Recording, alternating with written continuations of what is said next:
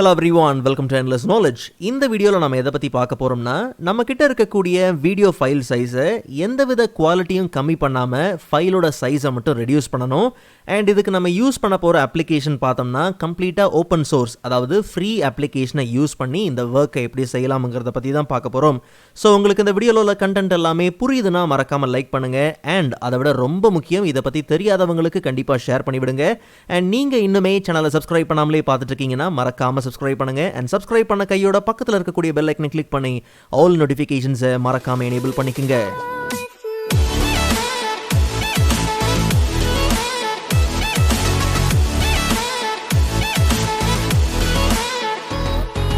Alright, so first of all நம்ம கிட்ட ஒரு வீடியோ இருக்கு. ஸோ இந்த வீடியோவை என்னுடைய இன்னொரு யூடியூப் சேனலில் பார்த்தீங்கன்னா அப்லோட் பண்ணணும். பட் அப்லோட் பண்ணுறதுக்கு முன்னாடி இந்த ஃபைலோட சைஸை கம்ப்ளீட்டாக பார்த்தீங்கன்னா ரெடியூஸ் பண்ணணும்.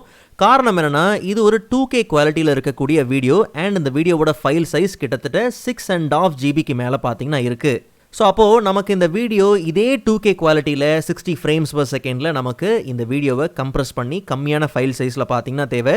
ஸோ இதுக்கு நம்ம யூஸ் பண்ணக்கூடிய ஒரு ஓப்பன் சோர்ஸ் அப்ளிகேஷன் தான் handbrake. ஜஸ்ட் நம்ம கூகுளில் போயிட்டு சர்ச் பண்ணிக்கலாம் handbrake.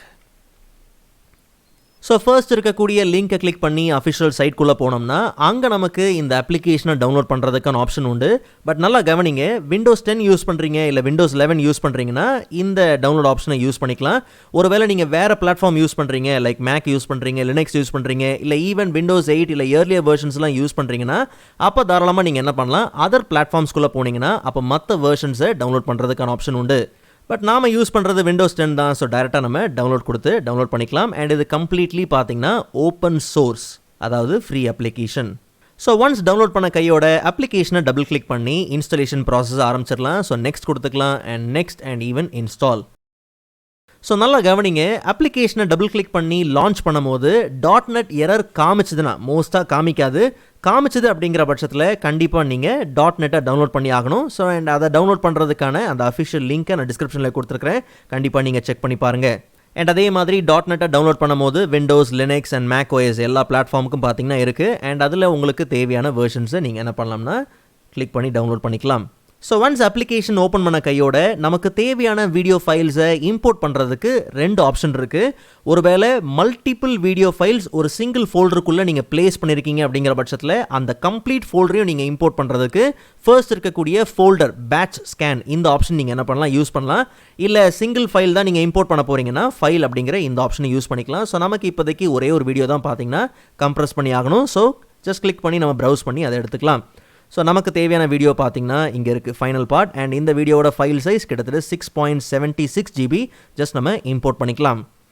ஸோ இம்போர்ட் பண்ண கையோட சோர்ஸோட ப்ரிவ்யூ பார்த்தீங்கன்னா வந்தாச்சு. அண்ட் நாம் இம்போர்ட் பண்ணியிருக்கிற அந்த சோர்ஸ் ஃபைலோட நேம் என்ன, ரெசல்யூஷன் என்ன, ஃப்ரேம்ஸ் என்ன, ஆடியோ ட்ராக்ஸ் என்ன அப்படிங்கிற முக்கியமான இன்ஃபர்மேஷன்ஸ் எல்லாமே இங்கே வந்தாச்சு.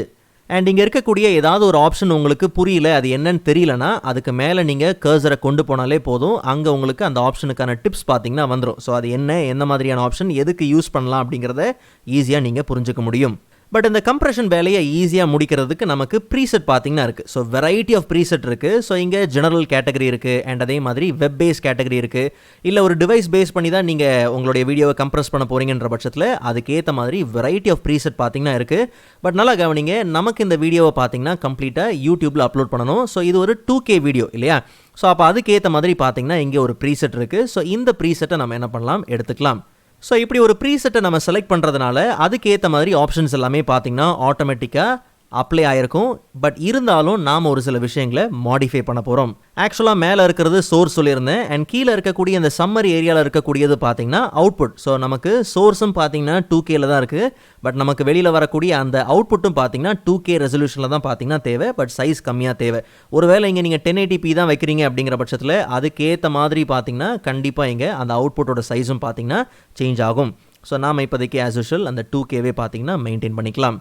ஸோ இந்த டைமென்ஷன் டேப்பில் இருக்கக்கூடிய ஆப்ஷன்ஸ் எல்லாமே நம்ம இம்போர்ட் பண்ணியிருக்கிற வீடியோவை இன்கேஸ் நீங்கள் ஓரியன்டேஷன் சேஞ்ச் பண்ணணும், இல்லை க்ராப் பண்ணணும், லைக் நீங்கள் க்ராப் பண்ணணுங்கிற பட்சத்தில் கஸ்டம் பிளேஸ் பண்ணிவிட்டு டாப் அண்ட் பாட்டமில் எவ்வளோ க்ராப் ஆகணும், இல்லை லெஃப்ட் அண்ட் ரைட்டில் எவ்வளோ க்ராப் ஆகணும், இல்லை எனக்கு க்ராப்லாம் பண்ண வேண்டாம், டாப் அண்ட் பாட்டமில் எனக்கு பிளாக் பார்டர் வேணுங்கிற பட்சத்தில் அதுக்கேற்ற பார்டர்ஸ்க்கான ஆப்ஷன் இருக்குது. ஸோ உங்களுக்கு எவ்வளோ கஸ்டம் பார்டர்ஸ் வேணுமோ அதையும் தாராளமாக நீங்கள் என்ன பண்ணலாம், பிளேஸ் பண்ணிக்கலாம்.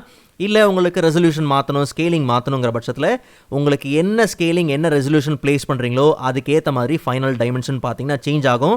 நல்லா கவனிங்க, நாம் வச்சிருக்கிறது ஒரு ப்ரீசெட் தான் நம்ம செலக்ட் பண்ணியிருந்தோம். பட் ப்ரீசெட் இருக்கும் போது நீங்கள் என்னெல்லாம் ஃபர்தராக சேஞ்ச் பண்ணுறீங்களோ அப்போ இந்த ப்ரீசெட் பக்கத்தில் மாடிஃபைட் அப்படிங்கிறதும் பார்த்தீங்கன்னா பர்ஃபெக்டாக மென்ஷன் பண்ணியிருக்கோம். ஸோ நாம் இதை மறுபடியும் என்ன பண்ணலாம், ரீசெட் பண்ணிக்கலாம். பிகாஸ் இது நமக்கு அவசியம் இல்லாதது. ஸோ டைரெக்டாக ஃபில்டர்ஸ்குள்ளே போயிடலாம். ஸோ ஃபில்டர்ஸ்லேயும் நிறைய விஷயங்கள் இருக்குது. ஒருவேளை வீடியோவில் நாய்ஸ் அதிகமாக இருக்குது, அதை டீநாய்ஸ் பண்ணணுங்கிற பட்சத்தில் அதுக்கான ஆப்ஷன் இருக்குது. இல்லை கம்ப்ளீட்டாக அதை பிளாக் அண்ட் ஒயிட் கிரே ஸ்கேலுக்கு நீங்கள் சேஞ்ச் பண்ணணும்னா அதுக்கான ஆப்ஷன்ஸ் இருக்குது. ஸோ இப்படி வெரைட்டி ஆஃப் கண்டென்ட் இருக்குது. அதுக்கு மேலே நீங்கள் கர்சரை கொண்டு போகும்போதே பார்த்தீங்கன்னா அது என்ன ஆப்ஷன் அப்படிங்கிறத டிப்ஸ் பார்த்தீங்கன்னா காமிச்சிக்கிட்டே இருக்கும். பட் நம்ம கம்ப்ரெஷனுக்கு தேவையான ஒரு முக்கியமான ஆப்ஷன் பார்த்தீங்கன்னா வீடியோவில் இருக்குது. ஸோ நல்லா கவனிங்க, நார்மலாக நம்ம எப்பயுமே யூஸ் பண்ணுற ஒரு வீடியோ என்கோடர் பார்த்தீங்கன்னா H.264. ஸோ நிறைய அக்செப்டபிளான ஒரு என்கோடர் பார்த்தீங்கன்னா அதுதான். ஸோ இதை நீங்கள் சேஞ்ச் பண்ண வேண்டிய அவசியம் பார்த்தீங்கன்னா இருக்காது. அண்ட் அதே மாதிரி நமக்கு அதே சேம் 60 frames per second தான் வேணும். இல்லைங்கிற பட்சத்தில் உங்களுக்கு ஃப்ரேம்ஸில் தான் குழப்பமாக இருக்குன்ற பட்சத்தில் சேம் as சோர்ஸ் கூட நீங்கள் என்ன பண்ணலாம், ப்ளேஸ் பண்ணிடலாம். பட் நம்ம வீடியோவோட ஃப்ரேம்ஸ் பார்த்தீங்கன்னா 60 frames per second தான். பட் சேம் as சோர்ஸே பார்த்தீங்கன்னா இருக்கலாம். பட் அடுத்ததாக குவாலிட்டிக்கு வருவோம். ஸோ இங்கே நமக்கு கான்ஸ்டன்ட் குவாலிட்டி இருக்குது அண்ட் ஆவரேஜ் பிட்ரேட் குவாலிட்டி இருக்குது. ஸோ நல்லா கவனிங்க, நீங்கள் ஆவரேஜ் பிட்ரேட் வைக்கிறீங்கன்ற பட்சத்தில் உங்களுக்கு தேவையான அந்த பிட்ரேட் வேல்யூவை பார்த்தீங்கன்னா நீங்கள் தான் ப்ளேஸ் பண்ணணும். ஆக்சுவலாக இப்போ நம்மளுடைய வீடியோ பார்த்தீங்கன்னா 2K குவாலிட்டி இருக்குது அண்ட் 60 frames per second இருக்குது.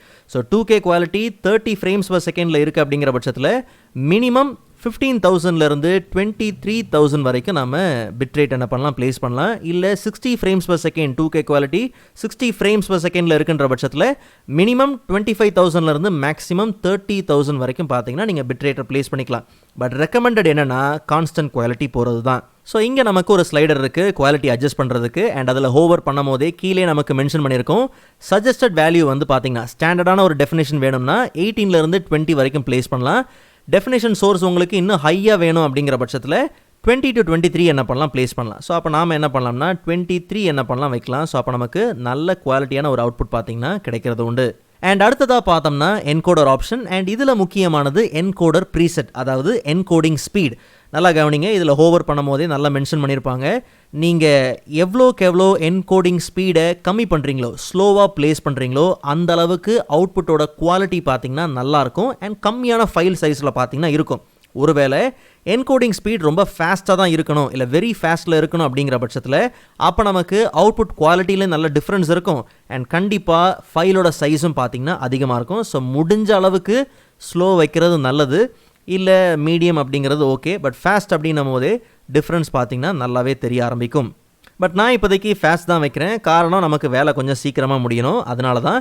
அண்ட் அதே மாதிரி அவுட்புட் நமக்கு எந்த லொக்கேஷன் அப்படிங்கிறதும் பார்த்தீங்கன்னா இருக்குது. இன்கேஸ் உங்களுக்கு அவுட்புட் லொக்கேஷனை சேஞ்ச் பண்ணணுங்கிற பட்சத்தில் ப்ரௌஸ் பண்ணி தாராளமாக நீங்கள் என்ன பண்ணலாம், சேஞ்ச் பண்ணிக்கலாம்.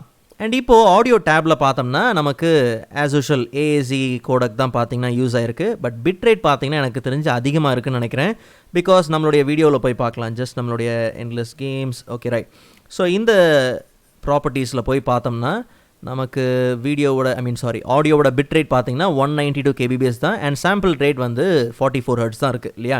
ஸோ அப்போ நம்ம என்ன பண்ணலாம்னா வந்து அதே பிட் ரேட் என்ன பண்ணலாம், மெயின்டைன் பண்ணிக்கலாம். ஸோ 192 அண்ட் வந்து சாம்பிள் ரேட்டும் பார்த்தீங்கன்னா 44.1 என்ன பண்ணலாம், ப்ளேஸ் பண்ணிக்கலாம். மற்றபடி சப்டைட்டில்ஸ் அண்ட் சாப்டர்ஸ் அவசியம் இல்லை. ஸோ இப்போ நம்ம சம்மரியை பார்த்தோம்னா நம்ம என்னென்ன சேஞ்சஸ் மேக் பண்ணியிருக்கோம் அப்படிங்கிறது பார்த்தீங்கன்னா வந்திருக்கும். அண்ட் கண்டிப்பாக நம்ம ப்ரீசெட்டும் பார்த்தீங்கன்னா மாடிஃபைட் அப்படிங்கிறது மென்ஷன் பண்ணியிருக்கோம்.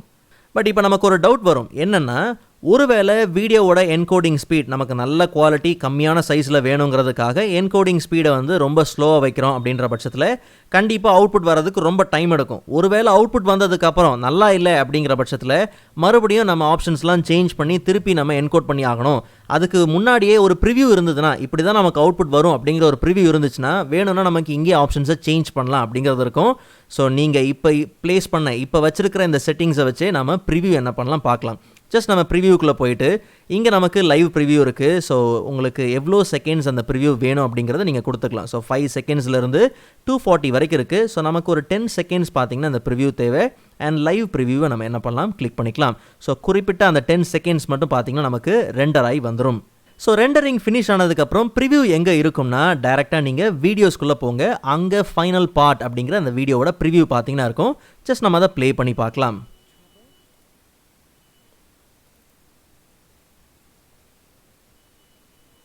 ஸோ அப்போ அவுட்புட் குவாலிட்டி பார்த்தீங்கன்னா பக்காவாக இருக்குது. அண்ட் என்ன பிட் ரேட் மெயின்டைன் பண்ணுது அப்படிங்கிறதும் பார்த்தீங்கன்னா நமக்கு தெரிஞ்சிருச்சு. ஸோ இது எல்லாமே ஓகே தான். ஜஸ்ட் நம்ம என்ன பண்ணலாம், என்கோடிங்கை ஸ்டார்ட் பண்ணிடலாம். ஸோ டாப்பில் நமக்கு ஸ்டார்ட் என்கோட் ஆப்ஷன் இருக்குது. பட் என்கோடிங் ஸ்டார்ட் பண்ணுறதுக்கு முன்னாடி யோசிச்சு பாருங்கள், இன்றைக்கி ஒரு வீடியோவுக்கு நம்ம என்ன பண்ணிட்டோம்னா இந்த ப்ரீசெட்லாம் மாடிஃபை பண்ணி நம்ம என்ன பண்ணியாச்சு, இந்த வேலையை முடிச்சாச்சு. ஒவ்வொரு நாளும் இதே மாதிரி தான் வீடியோவை நான் கம்ப்ரஸ் பண்ணணும் அப்படிங்கிற பட்சத்தில் அப்போது இந்த ப்ரீசெட்டை உட்காந்து திருப்பி மாடிஃபை பண்ணுறதுக்கு பதிலாக இதே ப்ரீசெட்டை மாடிஃபை பண்ண ப்ரீசெட்டை நமக்கு ஒரு நியூ ப்ரீசெட்டாக சேவ் பண்ணிட்டோங்கிற பட்சத்தில் நமக்கு இந்த வேலை பார்த்திங்கன்னா மிஞ்சும். ஸோ அதனால் சேவ் நியூ ப்ரீசெட் கொடுத்து நமக்கு ப்ரீசெட்டுக்கு ஒரு நேம் என்ன பண்ணலாம், கொடுத்துடலாம். So endless games and description எதாவது கொடுக்கணுங்கிற பட்சத்தில் கொடுக்கலாம். பட் நான் இப்போதைக்கு கேட்டகரி எதுவும் பார்த்தீங்கன்னா மென்ஷன் பண்ணல. ஜஸ்ட் நான் இப்போதைக்கு டேரெக்டாக என்ன பண்ணுறேன், இதை ஆட் பண்ணிக்கிறேன். ஸோ ஃபியூச்சரில் இதுக்கப்புறம் கம்ப்ரஸ் பண்ணணுங்கிற பட்சத்தில் நம்மளுடைய ப்ரீசெட்டை மட்டும் செலக்ட் பண்ணாலே போதும். ஸோ நம்ம கஸ்டமாக க்ரியேட் பண்ணுற ப்ரீசெட் எல்லாமே எங்கே இருக்குன்னா பாட்டமில் பார்த்தீங்கன்னா இருக்கும். ஓகே, ஸோ அந்த ப்ரீசெட்டை செலக்ட் பண்ணிவிட்டு டேரெக்டாக நம்ம என்கோடிங்கை ஸ்டார்ட் பண்ணிடலாம். அண்ட் ஸ்டேட்டஸ் பாரில் பார்த்தீங்கன்னா நமக்கு அந்த ப்ராக்ரஸ் பார்த்தீங்கன்னா தெரியுது. ஸோ எஸ்டிமேட்டட் டைம் ரிமைனிங் என்ன அப்படிங்கிறதும் பார்த்தீங்கன்னா இருக்குது. ஸோ கிட்டத்தட்ட 1 hour கிட்ட ஆகும்னு நினைக்கிறேன். பிகாஸ் இது ஒரு 30 minutes பார்த்தீங்கன்னா வீடியோ அண்ட் ரெசல்யூஷனும் பார்த்தீங்கன்னா அதிகமாக இருக்குது. ஸோ 6 GB மேலே இருக்கக்கூடிய வீடியோ ஃபைனலாக எவ்வளோ வருது அப்படிங்கிறதையும் பார்த்துடலாம். Okay, so compression completed and கீழே பார்த்தோம்னா கியூ ஃபினிஷ் வந்துருச்சு. அண்ட் இப்போ நம்மளுடைய சேவ் பண்ண லொக்கேஷனில் போய் பார்த்தோம்னா ஃபைனல் பார்ட் அப்படிங்கிற வீடியோ இருக்குது. ஜஸ்ட் நம்ம அதை ஓப்பன் பண்ணி ப்ளே பண்ணி பார்க்கலாம். ஸோ எந்த விதமான குவாலிட்டி ட்ராப்பும் பார்த்தீங்கன்னா இல்லை, எல்லாமே பார்த்தீங்கன்னா பக்காவாக இருக்குது. ஸோ சோர்ஸ் வீடியோவுக்கும் கம்ப்ரஸ்ட் வீடியோவுக்கும் உண்டான கம்பேரிசன் பார்த்துடலாம். ஸோ இந்த வீடியோவோட ப்ராப்பர்ட்டிஸ் ஓப்பன் பண்ணிக்கலாம் அண்ட் கூடவே சோர்ஸ் வீடியோவோட ப்ராப்பர்ட்டிஸும் ஓப்பன் பண்ணிடலாம். ஸோ அப்போ ரெண்டுத்தையும் சைட் பை சைட் பார்க்கும்போது டிஃப்ரென்ஸ் என்னங்கிறது பர்ஃபெக்டாக பார்த்தீங்கன்னா நமக்கு தெரிஞ்சிடும். ஸோ அப்போ சோர்ஸ் வீடியோவோட சைஸ் பார்த்தோம்னா கிட்டத்தட்ட 6.5 GBக்கு மேலே நம்ம ஆரம்பத்திலே பார்த்த மாதிரி. அண்ட் நமக்கு இப்போ கம்ப்ரஸ்டான வீடியோ பார்த்தீங்கன்னா 1.5 GBக்கு மேலே. ஓகே, மற்றபடி டீட்டெயில்ஸ் எல்லாமே பார்த்தோம்னா சேம் FPS தான் அண்ட் அதே டைமென்ஷன் தான். பட் என்னென்னா பிட் ரேட் மட்டும் கம்ப்ளீட்டாக பார்த்தீங்கன்னா ட்ராப் ஆயிருக்கு. பட் குவாலிட்டியில் எந்த வித டிஃப்ரென்ஸும் பார்த்தீங்கன்னா இல்லை. ஸோ 2K வீடியோவுக்கே இந்த அளவுக்கு ஒரு டிஃப்ரென்ஸ் இருக்குங்கிற பட்சத்தில் நார்மலாக ஒரு 1080p வீடியோ தான் நீங்கள் கம்ப்ரஸ் பண்ணுறீங்கன்ற பட்சத்தில் கண்டிப்பாக நல்லாவே பார்த்தீங்கன்னா டிஃப்ரென்ஸ் உண்டு. மேபி இன்னும் என்கோடிங் ஸ்பீடை கம்மியாக வச்சுருந்தா இன்னுமே நல்ல டிஃப்ரென்ஸ் கூட பார்த்தீங்கன்னா இருந்திருக்கும். பட் இதுவே பார்த்தீங்கன்னா வர்த்தான ஒரு விஷயம் தான். ஸோ இந்த வீடியோ உங்களுக்கு யூஸ்ஃபுல்லாக இருக்கும்னு நினைக்கிறேன். ஸோ நெக்ஸ்ட் வீடியோவில் அதை விட இன்ட்ரெஸ்டிங்கான டாப்பிக்கை பார்க்கலாம். அதுவரை காத்திருங்கள்.